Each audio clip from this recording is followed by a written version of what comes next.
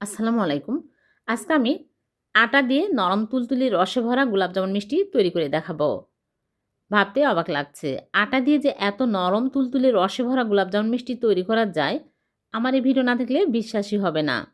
খুবই সহজ আর খুবই টেস্টি হবে। আশা করছি আপনাদেরও ভালো লাগবে। তাহলে চলুন দেখে নেই। প্রথমে একটা বোলের মধ্যে নিয়ে নিচ্ছি আটা হাফ কাপ। আটার পরিবর্তে ময়দাও নিতে পারবেন। আর দিয়ে দিচ্ছি গুঁড়া দুধ হাফ কাপ। এখানে আমি ফুল ক্রিম গুঁড়া দুধ নিয়ে নিলাম। আর দিয়ে দিচ্ছে বেকিং সোডা। এখানে আমি হাফ চামচ নিয়েছি। বেকিং সোডাই দিতে হবে, বেকিং পাউডার দিলে কিন্তু ভালো হবে না। এখন দিয়ে দিচ্ছি ঘি ১ চামচ। ঘিয়ের পরিবর্তে তেলও দেওয়া যাবে। ঘি দিয়ে ভালো করে ঘষে ঘষে মিক্স করে নিব। এই কাজটা ভালো করে নিতে হবে, তাহলে ভালোভাবে মিক্স হয়ে যাবে। তারপর নর্মাল পানি নিয়েছি, অল্প অল্প করে দিয়ে নরম করে মেখে নিব।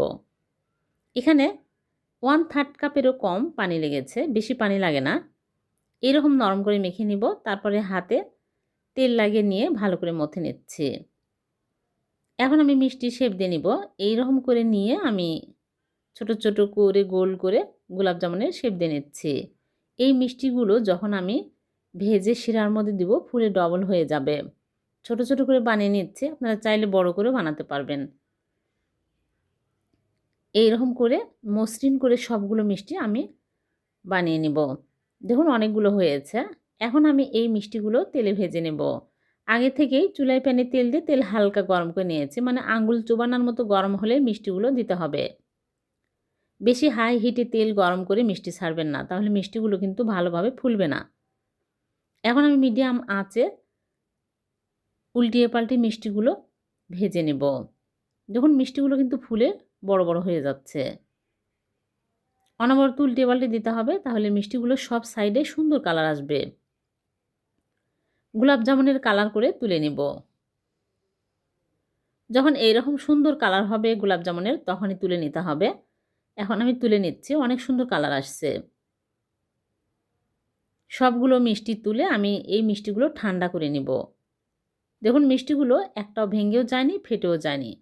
সবগুলো ভেজে তুলে এক সাইডে রেখে দিলাম, ঠান্ডা হওয়ার জন্য রেখে দিলাম। আর এদিকে চিনি শিরা তৈরি করব। চুলায় প্যান বসিয়ে দিয়ে দিচ্ছি চিনি 1 কাপ আর পানি দিয়ে দিচ্ছি 2 কাপ। 2টা এলাচ দিয়ে আমি এখন জাল করে বলক তুলে নিব। ভালোভাবে একটা বলক তুলে নিতে হবে। বেশি জাল করে কিন্তু ঘন করা যাবে না, তাহলে মিষ্টির মধ্যে ভালোভাবে শিরা ঢুকবে না, মিষ্টি ভালো হবে না। ভালোভাবে বলক চলে আসছে আর মিষ্টিগুলোও ঠান্ডা হয়ে গেছে। এখন আমি এই গরম শিরার মধ্যে ঠান্ডা মিষ্টিগুলো দিয়ে দিচ্ছি। গরম শিরার মধ্যে গরম মিষ্টি কিন্তু কখনোই দেওয়া যাবে না, তাহলে মিষ্টি ভালো হবে না। এখন একদম ঠান্ডা হয়ে গেছে, দিয়ে দিচ্ছি। দিয়ে আমি ঢেকে 5 মিনিট জাল করে নেব। ঢাকনা খুলে এখন আমি মিষ্টিগুলো আলতো করে নেড়ে চেড়ে দেব।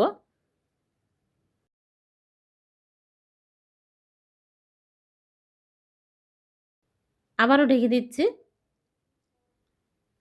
5 মিনিট মিষ্টিগুলো জাল করে নিয়েছি আর মিষ্টি হয়ে গেছে। এখন আমি নেড়ে চেড়ে চুলা থেকে নামিয়ে নিচ্ছি, নিয়ে রেখে দেব 1 ঘন্টা। 1 ঘন্টা পর মিষ্টিগুলো সার্ভ করে আপনাদেরকে দেখাবো। ফিরে আসলাম 1 ঘন্টা পর। দেখুন মিষ্টিগুলো রস খেয়ে রসে একদম টইটুম্বুর হয়ে গেছে। ফুলে কত বড় বড় হয়ে গেছে।